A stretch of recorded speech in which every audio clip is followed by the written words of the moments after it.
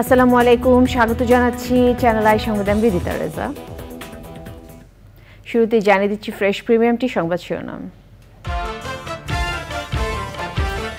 নতুন pension scheme থেকে বাদ রাখার দাবিতে সারা দেশে বিশ্ববিদ্যালয়ের শিক্ষকদের অনির্দিষ্টকালে ধর্মঘট, ক্লাস পরীক্ষা সহ সব কার্যক্রম বন্ধ।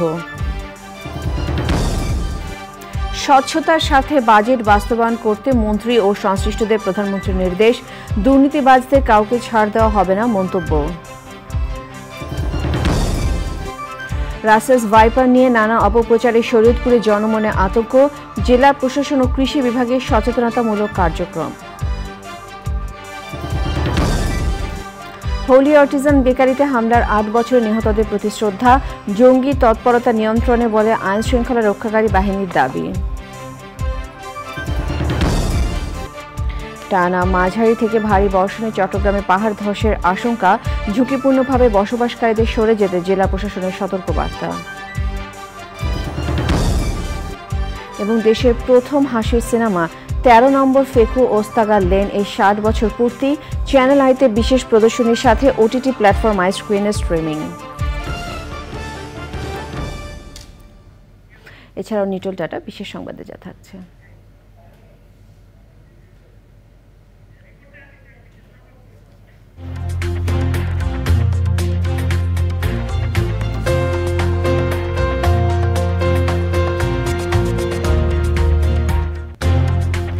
মুক্তিযুদ্ধের সংগঠক অধ্যাপক খান সারওয়ার মুর্শিদের ১০০তম জন্মদিনের খবর।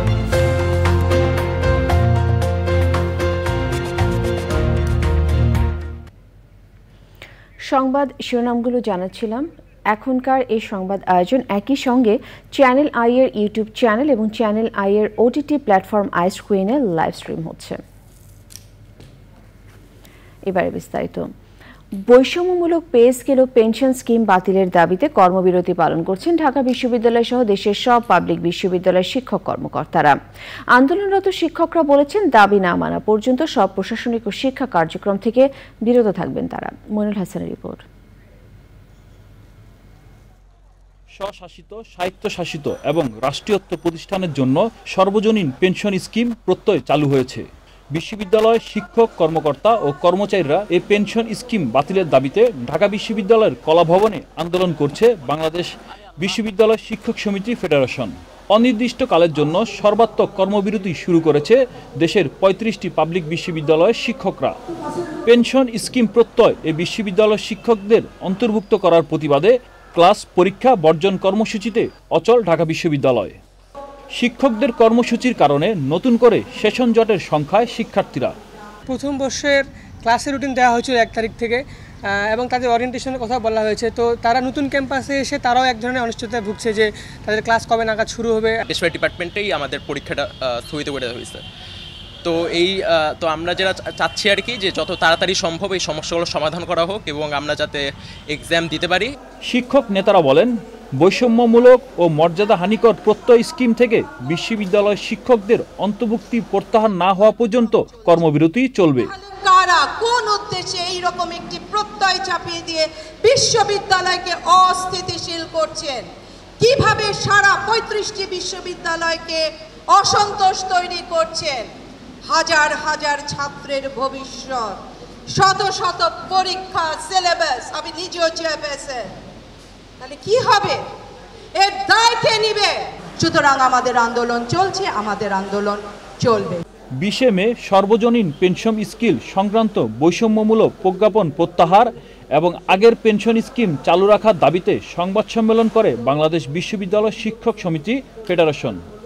২৬ মে থেকে ২৭ জুন পর্যন্ত মানববন্ধন সহ নানা কর্মসূচি পালন করেন শিক্ষকরা। রোববার পূর্ণ কর্মবিরতি পালন করা হয় এবং সোমবার থেকে সর্বাত্মক কর্মবিরতি শুরু হয়েছে। Monirul Hasan, channel I, Dhaka. স্বচ্ছতার সাথে বাজেট বাস্তবায়ন করতে মন্ত্রী ও সংশ্লিষ্টদের নির্দেশ দিয়েছেন প্রধানমন্ত্রী। মন্ত্রিসভার বৈঠকে তিনি এই নির্দেশনা দেন। বৈঠক শেষে এক প্রশ্নের উত্তরে মন্ত্রিপরিষদ সচিব বলেন, সরকার দুর্নীতির বিরুদ্ধে কঠোর অবস্থানে, কাউকে ছাড় দেওয়া হবে না। বিস্তারিত জানাচ্ছেন রফিকুল বাশার। প্রধানমন্ত্রী শেখ হাসিনার সভাপতিত্বে মন্ত্রিসভার নিয়মিত বৈঠক। বৈঠকে Sheikh Hasina institute of frontier technology আইনের খসড়া অনুমোদনের জন্য মন্ত্রিসভায় উপস্থাপন করা হয়, কিন্তু প্রধানমন্ত্রী তার নামে আর কোনো প্রতিষ্ঠান করতে সম্মতি দেননি। পরে শেখ হাসিনা অংশটুকু বাদ দিয়ে ইনস্টিটিউট অফ ফ্রন্টিয়ার টেকনোলজি নামে অনুমোদন দেয় মন্ত্রিসভা। ওনার নামে প্রতিষ্ঠান না করার জন্য নির্দেশনা দিয়েছেন, বলেছেন যে ওনার নামে উনি আর করবেন না। বৈঠকে শাকসবজি রপ্তানিকে উৎসাহিত করে রপ্তানি নীতি 2024 থেকে 27 অনুমোদন দেওয়া হয়। এতে নারী উদ্যোক্তারা বিশেষ সুবিধা পাবেন। আমাদের যে ইলেকট্রনিক ডিভাইস সেটি রপ্তানিতেও যেন আমরা বিশেষ উৎসাহ প্রদান করি সে বিষয়ে নির্দেশনা দিয়েছেন। উনি আমাদের এখান থেকে শাকসবজি, ফল এটি আন্তর্জাতিক বাজারের জন্য উপযুক্ত করে তৈরি করে সেটি রপ্তানি ক্ষেত্রে যেন আমরা সহযোগিতা করি সেই নির্দেশনা দিয়েছে। আর একটি নির্দেশনা দেওয়া হয়েছে, সেটা হলো যে কোয়ালিটি মেনটেন করার ক্ষেত্রে যেন খুব কঠোরভাবে নজরদারি করা হয় সেটা নির্দেশনা দিয়েছেন। আর একটা দিয়েছেন যদি কোনো বিষয়ে যদি ডিসপিউট হয় কোনো আমাদের রপ্তানি কারকের সাথে বা ওই দেশে কোনো আমদানি কারকের, সেক্ষেত্রে যেন বড় আকারে এতে না যে আমরাই যেন একটা ডিসপিউট রেজলিউশনের একটা মেকানিজম তৈরি করে তার একটা ব্যবস্থা এখানে সন্নিবেশিত করার জন্য ইনস্ট্রাকশন দিয়েছেন। সরকারি কর্মকর্তাদের দুর্নীতির বিষয়ে কথা বলেন মন্ত্রিপরিষদ সচিব। একটা অফিসে সবাইকে দুর্নীতিবাজ হাতে গোনা কয়েকজন করে, তাই না? এবং ওই হাতে গোনা কয়েকজন জন্য বাকি সবাই আপনার বিব্রত হয়। তো সরকারের তরফ থেকে অবস্থানটা তো পরিষ্কার হয়েছে যে দুর্নীতির কোনো বিষয়ের সাথে, দুর্নীতির সাথে যারা জড়িত তাদের ব্যাপারে তারা কোনো রকম কোনো সহানুভূতির দৃষ্টিকোণ দেখানো হবে না এবং দেখানো হচ্ছে না। পদ্মা সেতু পরিচালনা নিজেদের নিয়ন্ত্রণে আনতে কোম্পানি গঠন করা হচ্ছে। এজন্য সরকারি মালিকানাধীন Padma bridge operation and maintenance company গঠনের প্রস্তাব অনুমোদন দিয়েছে মন্ত্রিসভা। এই কোম্পানির মূলধন হবে 1000 কোটি টাকা। Rafiqul Bashar, channel I, Dhaka.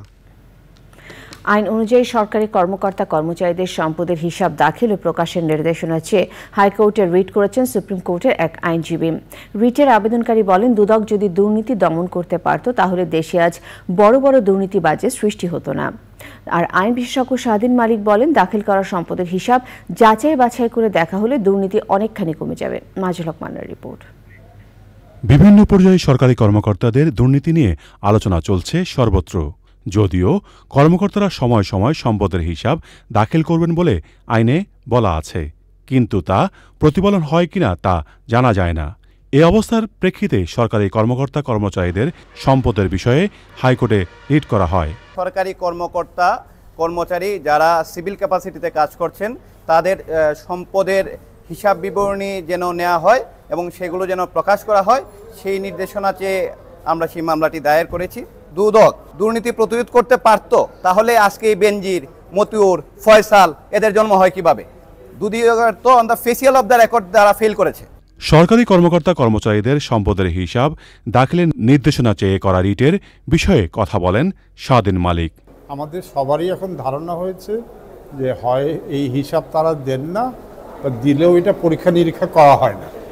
অতএব এই হিসাবটা যাতে বাধ্যতামূলকভাবে দেয়া হয় এবং দেয়া হওয়ার পরে সবার তো আর সম্পত্তির হিসাব সরকারের পক্ষে পরীক্ষা করা সম্ভব না, কিন্তু দৈব চয়নের ভিত্তিতে কিছু যদি পরীক্ষা করে তাহলেই কিন্তু এই দুর্নীতির ব্যাপারটা অনেকটা কমে আসবে। সংবিধানের আলোকে ন্যায়পাল নিয়োগের পরামর্শ দিয়ে স্বাধীন মালিক বলেছেন, দাখিল করা সম্পদের হিসাব যাচাই বাছাই করে আইনি পদক্ষেপ নেবেন ন্যায়পাল। মাজুল হক মান্না, চ্যানেল আই, ঢাকা। জঙ্গিবাদের বিরুদ্ধে বিএনপির লড়াই করার অঙ্গীকার নিয়ে প্রশ্ন তুলে আওয়ামী লীগের সাধারণ সম্পাদক ওবায়দুল কাদের বলেছেন, তাহলে বাংলা ভাই ও শায়েখ আব্দুর রহমান কাদের হাতে সৃষ্টি হয়েছিল। রাজধানীতে এক আলোচনায় তিনি বলেন, ভারত বিরোধিতা করলেও 2001 সালে গ্যাস বিক্রির মুচলেকা দিয়ে ক্ষমতায় এসেছিল বিএনপি। নাজিব বেগের রিপোর্ট। আওয়ামী লীগের 75তম প্রতিষ্ঠাবার্ষিকী উপলক্ষে মহানগর উত্তরের আলোচনা সভা। বৃষ্টির মধ্যেই তেজগাঁওয়ে সভাস্থলে আসেন দলের মহানগরের বিভিন্ন ইউনিটের নেতাকর্মীরা, যোগ দেন কেন্দ্রীয় নেতারাও।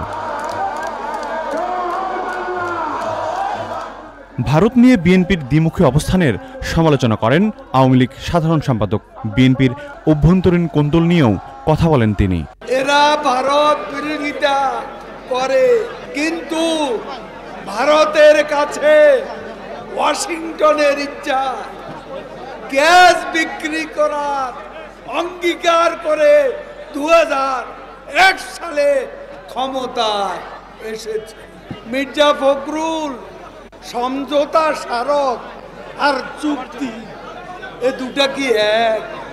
জঙ্গিবাদের বিরুদ্ধে অবস্থান নিয়ে বিএনপির বক্তব্যের যৌক্তিকতা নিয়ে প্রশ্ন তোলেন আওয়ামী লীগ সাধারণ সম্পাদক। জঙ্গিবাদের বিরুদ্ধে নাকি লড়াই করছেন তারা।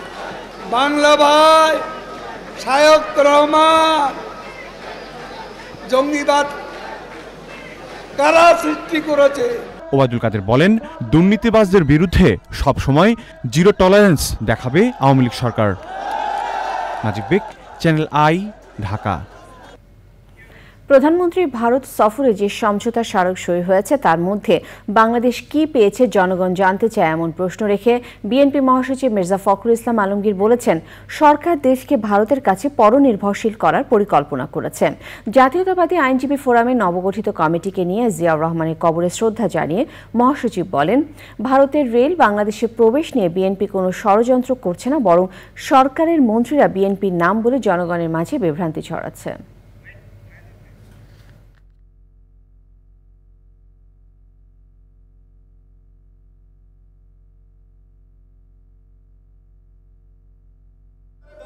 রেল করিডোর তো বাংলাদেশের কোনো কাজে লাগবে না, তাহলে বাংলাদেশের মাটিতে তারা রেল লাইন স্থাপন রেল ব্যবহার করবে, সেখানে বাংলাদেশের কোনো স্বার্থ ব্যাহত হবে না। অন্যান্য বিষয়গুলো আকাশ, স্থল, নৌপথে সবখানেই তারা আজকে তাদেরকে সেই পার্টনারশিপ দিয়ে দিয়েছে। পার্টনারশিপে আমাদের কোনো আপত্তি নেই, কানেক্টিভিটিতে কোনো আপত্তি নেই। সেখানে বাংলাদেশ কী পেল সেটাই হচ্ছে প্রধান। আমরা তো এখানে কিচ্ছু পাইনি, আমাদের যে পানির হিস্সা সেই হিস্সাটাতে আমরা পাইনি।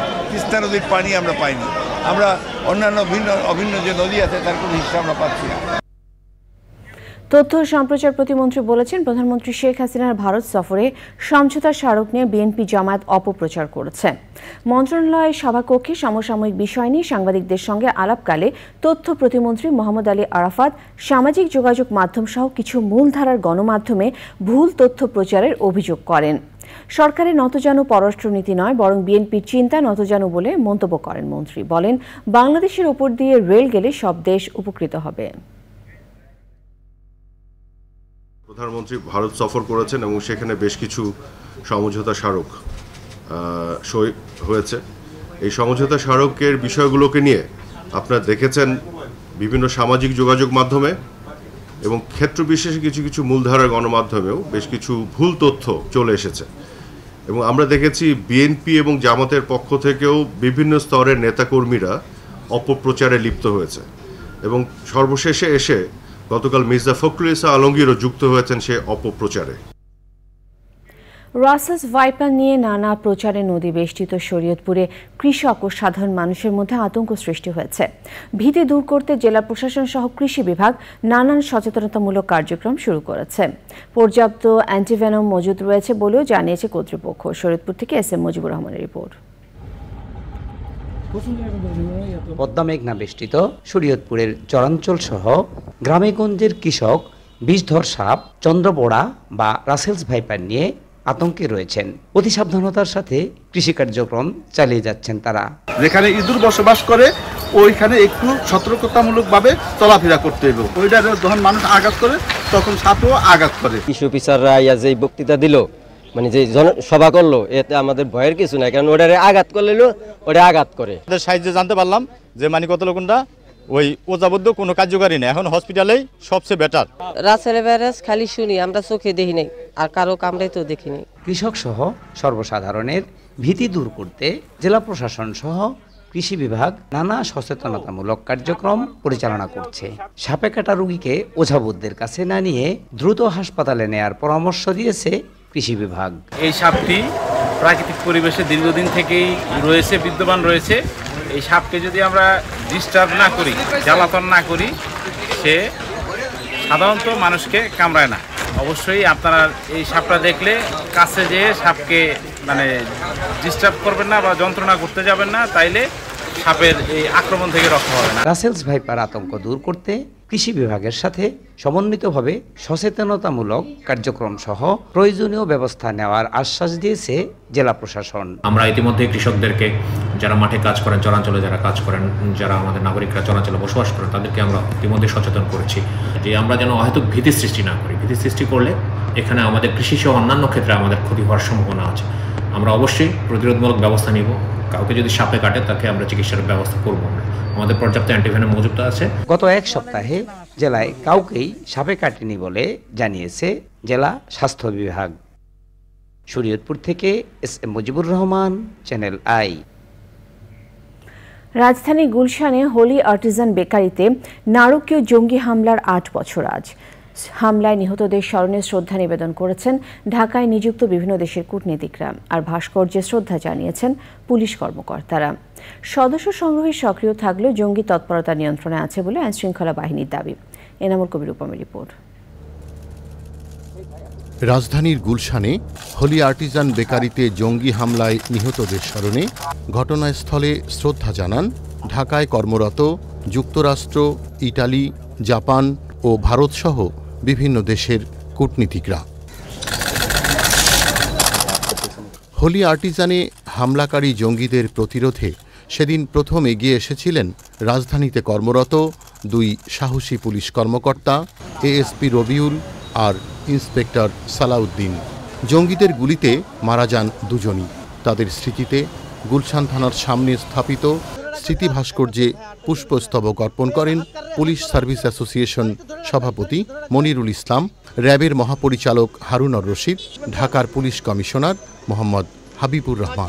হোলি আর্টিজানের পরপরই আমরা জানি যে সুলাকিয়াতে একটা হামলা প্রচেষ্টা হয়। এরপর কোথাও আর আসলে জঙ্গিরা সেইভাবে ছোট কিংবা বড় কোনো ধরনের হামলাই করতে পারেনি। আগেই আমরা অভিযান চালিয়েছি। We are very closely monitoring. সেটা শুধুমাত্র যে ফিজিক্যাল তা না, আমরা একসময় ডার্ক ওয়েব ব্যবহার করেছি।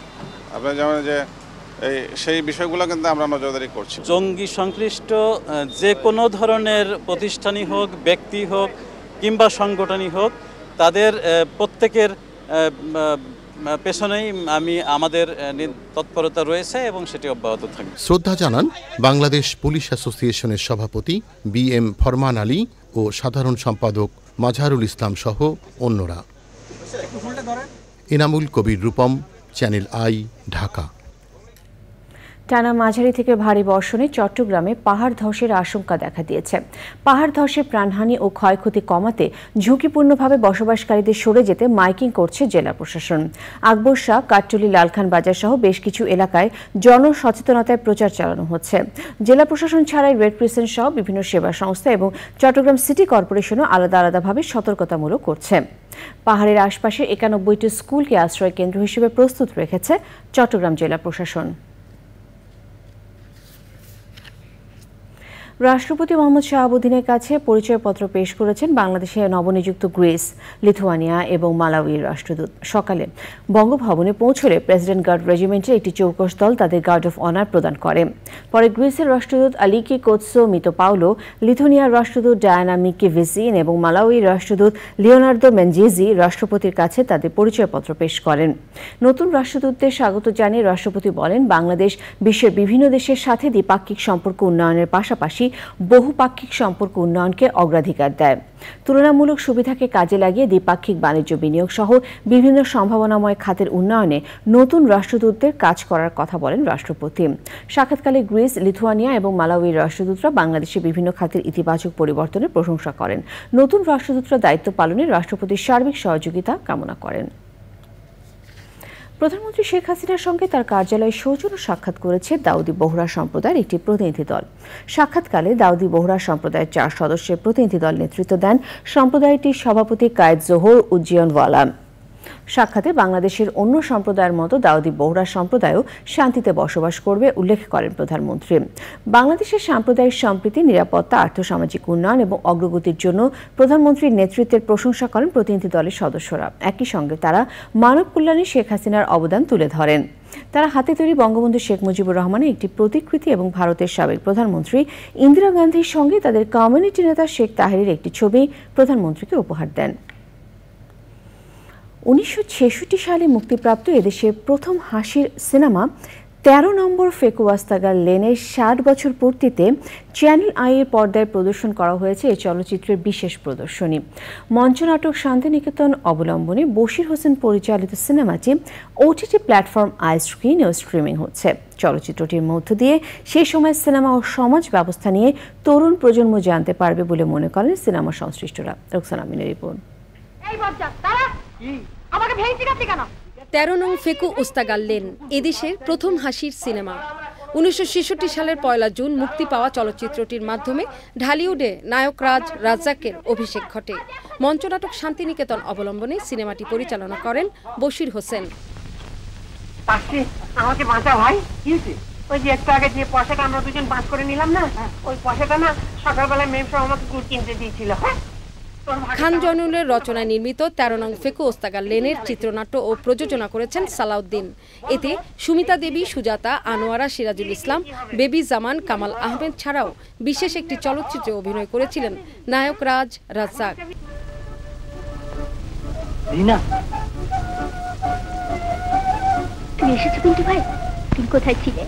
একটু বাইরে গিয়েছিলাম।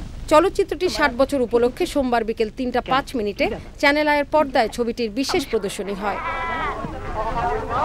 সবাই সব রকম সিনেমা দেখতেন বলেই 13 নম্বর ফেকু ওস্তাগার লেনের মতো ছবি নির্মিত হয়েছে এবং সেই ছবিটা হাসির ছবি এবং বাংলাদেশের সেরা কয়েকটি ছবির মধ্যে একটা। দেখার দরকার এই কারণেই যে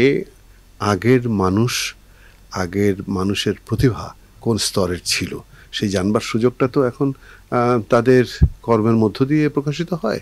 বিনোদনের সবচেয়ে বড় ওটিটি প্ল্যাটফর্ম আইস্ক্রিনেও সিনেমাটির স্ট্রিমিং হচ্ছে। আমরা সাউন্ডের কিছু কাজ করেছি আর টুকটাক এডিটিং করেছি ছবির কোয়ালিটিতে টেকনিক্যালি। তারপরে আমরা চেষ্টা করেছি ছবিটিকে একটু ওই ফরম্যাটে রাখতে। এটা একটা ক্লাসিক ছবি, চমৎকার একটি হাসির ছবি। সারা জাগানো চলচ্চিত্রের নায়িকা বরেণ্য শিল্পী সুজাতাও চ্যানেল আইয়ের পর্দায় সিনেমাটি উপভোগ করেছেন। আমার কাছে এত ভালো লাগলো, আরও ভালো লাগলো কি যে এত বছর পর যে কীরকম এই ছবিটা যে এখনও মানুষ পছন্দ করে, 60 বছর আগেকার ছবি।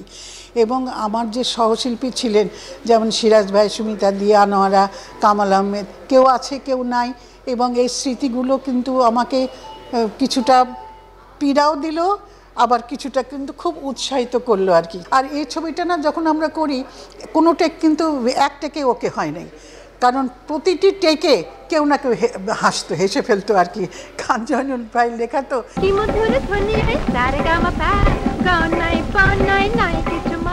13 নং ফেকু ওস্তাগার লেন চলচ্চিত্রটির গানের সুর করেছেন সত্য সাহা। চিত্রগ্রাহক ছিলেন Abdus Samad. Popular films and থিয়েটার্সের পরিবেশনায় সিনেমাটির সম্পাদনায় ছিলেন বশির হোসেন। Roksana Amin, channel I, Dhaka. সময় হলো বিরতি নেবার। বিরতির পর আরো সংবাদের সাথে জানিয়ে ফিরব। ফিরে এলাম বিরতির পর। জাতীয় সংসদে স্থানীয় সরকার ইউনিয়ন পরিষদ সংশোধন বিল 2024 পাশ হয়েছে। স্থানীয় সরকার, পল্লী উন্নয়ন ও সমবায় মন্ত্রী তাজুল ইসলাম বিলটি পাশের জন্য উত্থাপন করলে কণ্ঠ ভোট তা পাশ হয়। এর আগে প্রশ্নোত্তর পর্ব টেবিলে উপস্থাপিত হয়।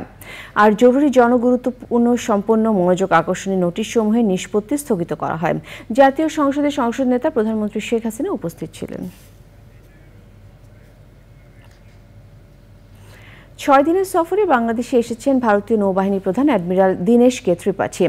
সকালে নৌবাহিনী সদর দফতরে নৌবাহিনী প্রধান অ্যাডমিরাল এম নাজমুল হাসানের সাথে সৌজন্য সাক্ষাৎ করেন তিনি। এর আগে ভারতীয় নৌপ্রধান সেখানে পৌঁছলে সহকারী নৌবাহিনী প্রধান rear admiral M Anwar Hossain তাকে স্বাগত জানান। পরে নৌবাহিনীর একটি সুসজ্জিত দল তাকে গার্ড অফ অনার প্রদান করে। এর আগে সকালে ভারতীয় নৌবাহিনী প্রধান শিখা অনির্বাণে পুষ্পস্তবক অর্পণ করেন। তিনি গার্ড পরিদর্শন এবং অভিবাদন গ্রহণ করেন। সাক্ষাৎকারে তারা দুই দেশের দুই বাহিনীর মধ্যে বিদ্যমান সুসম্পর্ক আরও জোরদার করার আশা ব্যক্ত করেন।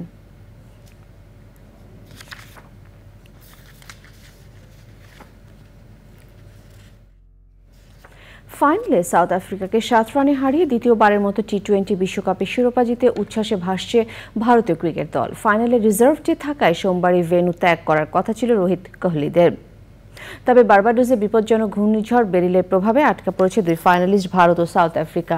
ফোর্থ ক্যাটাগরির এই হ্যারিকেনের কারণে বাতাসের গতি 130 মাইলের বেশি থাকায় এয়ারপোর্টও বন্ধ হয়ে গেছে।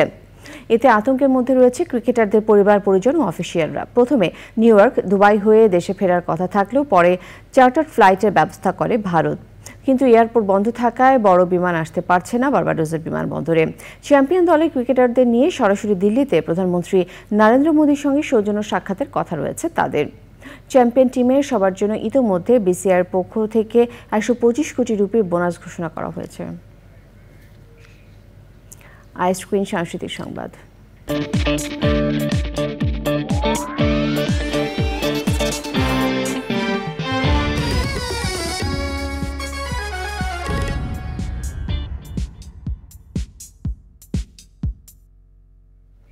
চ্যানেল আই এর ওটিটি প্ল্যাটফর্ম আইস্ক্রিনে প্রদর্শিত হচ্ছে জনপ্রিয় শিশু সাহিত্যিক ও টিভি ব্যক্তিত্ব ফরিদুর রেজা সাগরের গল্প অবলম্বনে নির্মিত জনপ্রিয় ছোট কাকু সিরিজ হবিগঞ্জের হরবলা।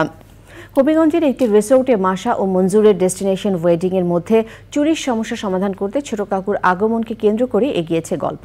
ইমপ্রেস টেলিফিল্ম নির্মিত এই সিরিজটি পরিচালনা করেছেন অনিমেষ আইচ। অভিনয় করেছেন অভিনেতা ও নির্মাতা আফজাল হোসেন, তানভীর হোসেন প্রবাল, নির্ঝর বিশাল, আসনা হাবিব ভাবনা, আজাদ আবুল কালাম এবং ফারুক আহমেদ ও অন্যরা।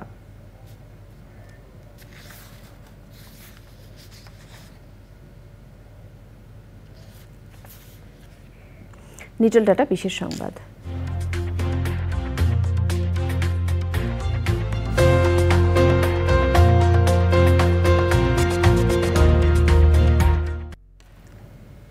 বিশিষ্ট শিক্ষাবিদ মুক্তিযুদ্ধের সংগঠক অধ্যাপক খান সারওয়ার মুর্শিদের 100তম জন্মদিন আজ। বরেণ্য এই শিক্ষকের জন্মশত বর্ষে নানা কর্মসূচি হাতে নিয়েছে উত্তরসূরি নূরজাহান সারওয়ার মুর্শিদ সাংস্কৃতিক কেন্দ্র সহ আরও কিছু সংগঠন ও শিক্ষা প্রতিষ্ঠান। সোমবার জাতীয় প্রেস ক্লাবে আয়োজিত এক সংবাদ সম্মেলনে আয়োজনের বিস্তারিত তুলে ধরা হয়। সংবাদ সম্মেলনে উপস্থিত ছিলেন তার কন্যা শারমিন মুর্শিদ, শিক্ষাবিদ ডক্টর সৈয়দ মঞ্জুরুল ইসলাম, ডক্টর পারভিন হাসান, খান সারওয়ার মুর্শিদের জন্মশতবর্ষ উদযাপন কমিটি আহ্বায়ক ডক্টর ফখরুল আলম সহ বিশিষ্টজনেরা।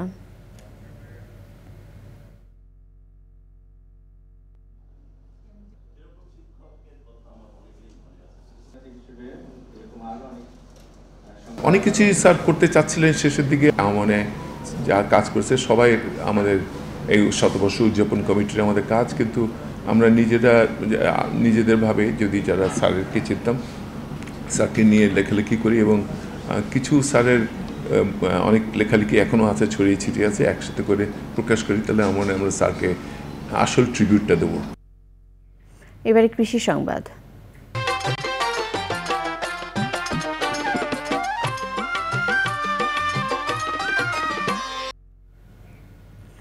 সময় মতো পানি পাচ্ছেন না গঙ্গা কপোতাক্ষ সেচ প্রকল্পের আওতায় ঝিনাইদহ, কুষ্টিয়া, চুয়াডাঙ্গা ও মাগুরা জেলার কয়েক লাখ কৃষক। ফসল উৎপাদনে ডিজেল চালিত সেচ পাম্পের উপর নির্ভর করতে হচ্ছে তাদের। প্রতি মৌসুমে কয়েক কোটি টাকার ফসল উৎপাদন থেকে বঞ্চিত হচ্ছেন কৃষক। ঝিনাইদহ থেকে শেখ সেলিমের পাঠানো তথ্য ও ভিডিওচিত্র সুদীপ মাহমুদের রিপোর্ট। ঝিনাইদহের শৈলকুপা উপজেলার চাঁদপুর গ্রামের দিগন্ত বিস্তৃত মাঠের পাশ দিয়েই বয়ে গেছে গঙ্গা কপোতাক্ষ সেচ প্রকল্পের প্রধান সেচ খালটি। এ খালের পানি দিয়েই ধানসহ অন্যান্য ফসল আবাদ করেন কৃষক। কিন্তু গত 2 বছর জিকে প্রকল্প থেকে পানি পাচ্ছেন না তারা। বৃষ্টির অপেক্ষায় থেকে ধান আবাদ করতে হচ্ছে ভুক্তভোগী কৃষককে। ঝিনাইদহ সদর, শৈলকুপা, পাশের চুয়াডাঙ্গা, কুষ্টিয়া ও মাগুরা জেলার অধিকাংশ ফসলি জমি আবাদ করা হচ্ছে ডিজেল চালিত সেচ পাম্প দিয়ে। 2.5 বছর কোনো পানিও নেই, কোনো কিছুই নেই। এর জন্যই চাষিদেরও সমস্যা। পাট হচ্ছে না, কলা হচ্ছে না, ঠিক মতন ধান হচ্ছে না। জিকের উপরে নির্ভরশীল, এটা ওইটা মেন ক্যানাল, এটা হচ্ছে সাইড ক্যানাল, এর উপরে টোটাল নির্ভরশীল আমাদের এটা। আর পাম্প দিয়ে যে সেচ চালাচ্ছে মাঠে, আর কিছুদিন পরে এই কেলানে পানি না আসলে তো ও সব সেচ পাম্পেও তো পানিও আর হবে না। 18 বছর আমি শাক তুলি ক্যানালের থেকে, তা পানি নেই, তা আমি শাক তুলবো কইতে। জেলা পানি উন্নয়ন বোর্ড বলছে গত বছর 2500 কোটি টাকার ডিপিডি পাঠানো হয়েছে মন্ত্রণালয়ে। এটি পাশ হলেই দ্রুত জিকে প্রকল্পের কাজ শুরু হবে। শুধু জিকের পানিতেই 500 থেকে 600 কোটি টাকার প্রোডাকশন হয়। আর তাছাড়া আমাদের জিকে প্রকল্পের পানিতে আমরা একরে 600 টাকা নিয়ে থাকি। সেখানে শ্যালো টিউবওয়েল বা ডিপ টিউবওয়েলে 12 থেকে 15 হাজার টাকা পর্যন্ত একরে। তারা সেচ কর ধার্য করে আর কি। এটা রিহ্যাবিলিটেশন একটি প্রক্রিয়া প্রায় চূড়ান্ত পর্যায়ের মধ্যে আছে, প্ল্যানিং কমিশনে আছে। আশা করতেছি যে চলতি অর্থ বছর নাগাদই এটা একনেক করতে অনুমোদিত হবে। জিকে সেচ খাল থেকে সেচ নিলে প্রতি বিঘা জমিতে ধান চাষে খরচ হয় 600 টাকা, আর সেচ পাম্প দিয়ে ধান আবাদে কৃষকের খরচ হচ্ছে 8 থেকে 10,000 টাকা। Sudipta Mahmud, channel I. প্রকৃতি সংবাদ।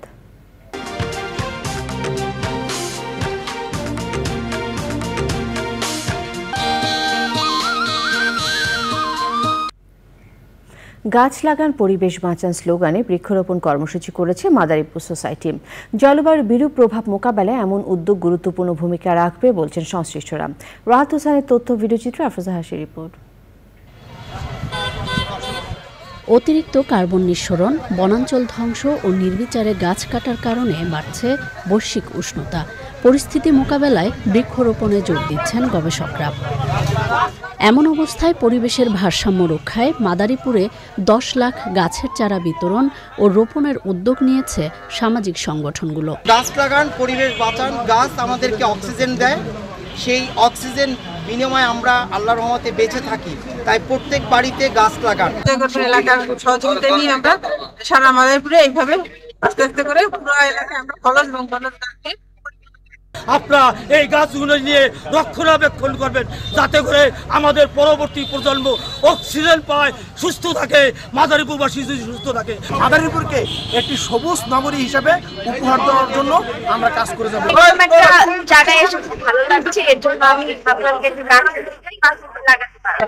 খুব সুন্দর লাগবে, আমার অনেক ভালো লাগবে, এই জন্য আমি গাছে চারা নিই।